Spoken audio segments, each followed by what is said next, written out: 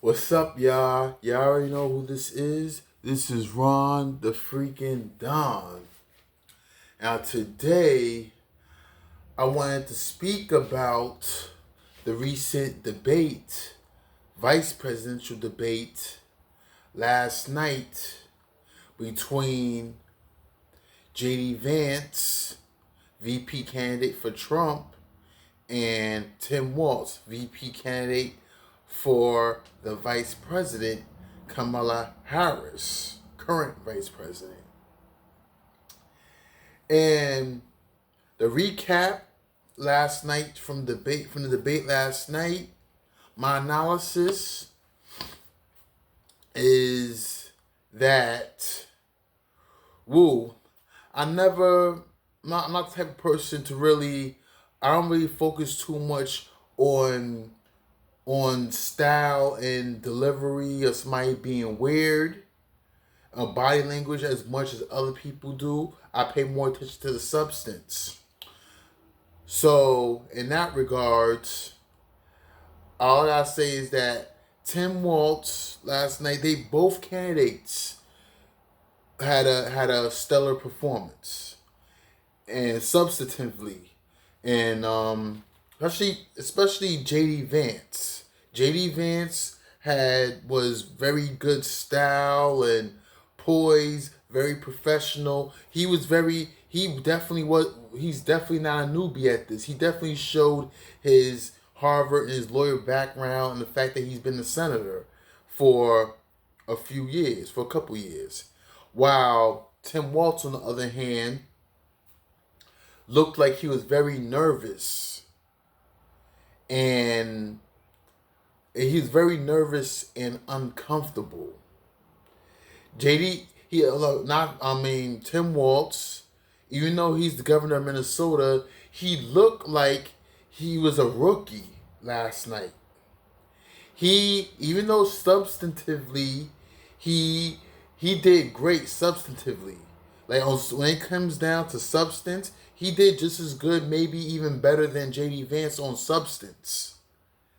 But his body language and his composure, something I don't prioritize over the substance, is that like his composure and his nervousness outweighed the substance of what he was saying. And for him to make JD Vance come to the middle concerning climate change, because JD Vance spoke about the carbon emissions, clean air, and clean water. When have you ever heard somebody from MAGA talk about climate change and clean water, clean air? When have you ever heard somebody from MAGA speak about that? When have you ever heard somebody from MAGA be concerned about climate change at all? Trump believes it's a hoax. And to a certain extent, I would say it's over-exaggerated. I'm not going to say it's a hoax, but it's definitely over-exaggerated. The left definitely over-exaggerates the severity of it the same way they over-exaggerated the severity of COVID. But for J.D. Vance to come to the middle, to meet Tim Waltz in the middle, is that shows that Tim Waltz on climate change had a little bit more of a argument. He hit the points. He was hitting points in the facts on climate change more so than J.D. Vance, because he spoke about the IRA creating 2,000 jobs and the being a solar factory in Minnesota. He spoke about that, and he made the IRA. He made the IRA, the Inflation Reduction Act, seem better than what it really is. But yeah, it shows that for him to make J.D. Vance come to the middle, it shows that his points was a little bit more persuasive on that. But J.D. Vance just did a better job at digging into the Kamala Harris and Biden's disastrous record on the economy, immigration, and foreign policy. Because J.D. Vance just masterfully, like and the funny thing about it is, the ironic thing about it is that J.D. Vance he didn't have his usual tone. He had a different tone in this debate. His tone, he was a little bit more laid back and settled. Like he was like a quarterback in the pocket, having a good O-line block for him while he just get off the pass, and real nice and smooth as he just dug into Harris and Biden's record on the economy and immigration, climate change, or whatnot. So I would say that if Tim Waltz was more composed, he probably would have won that debate.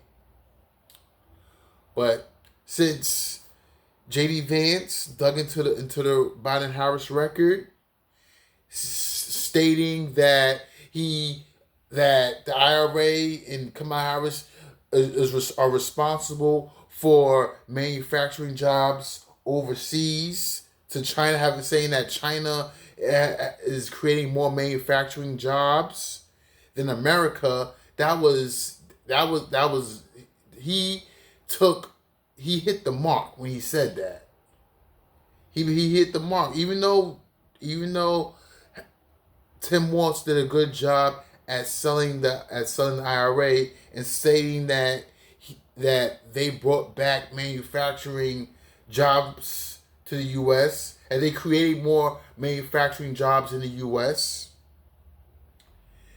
Even though he did say that, it may be true because like Biden-Harris did made more manufacturing jobs than Trump has, just for the fact that Trump suffered job loss because of the pandemic.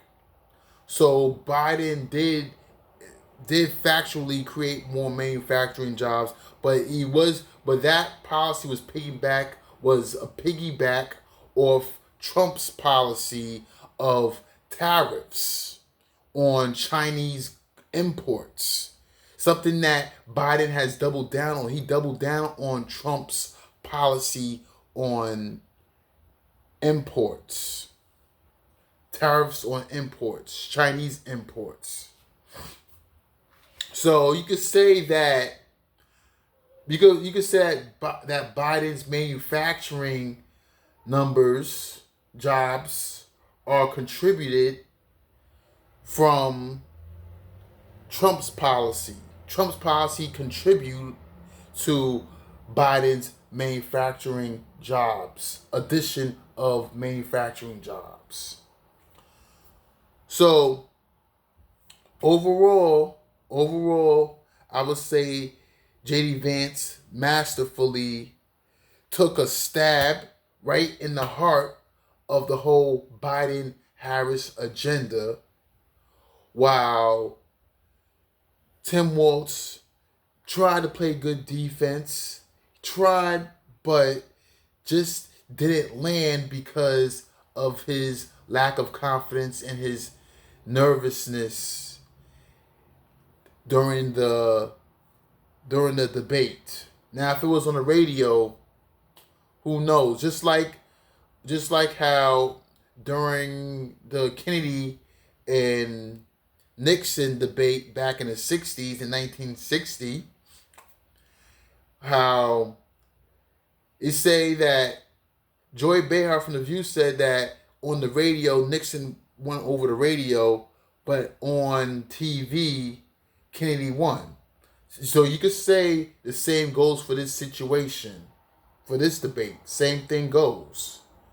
It's just that on the radio, Tim Waltz, you didn't see body language. Tim Waltz probably would say on the radio, if I would listen to the radio, I would say Tim Waltz probably won a little bit. But overall style and composure and poise, J.D. Vance won on TV.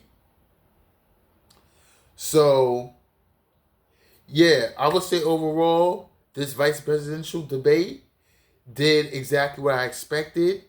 I would say it didn't move the needle too much, even though polls said that Trump is they took a surge in the polls after the JD Vance performance last night, but still, but the polls are still relatively tied between Harris and Trump, even though Trump took a surge in the polls. But overall, the debate, I would say, all the debate did was excite their base, their core base of voters. That's all it did. As far as moderates and independents, did it move the needle? I would say not too much. But however, it did excite their core base and make them want to come out and vote for them on election day. Both candidates did a good job to excite their core base. But anyway, that'll be all, and I will catch y'all in my next video as the campaign trail continues. Peace.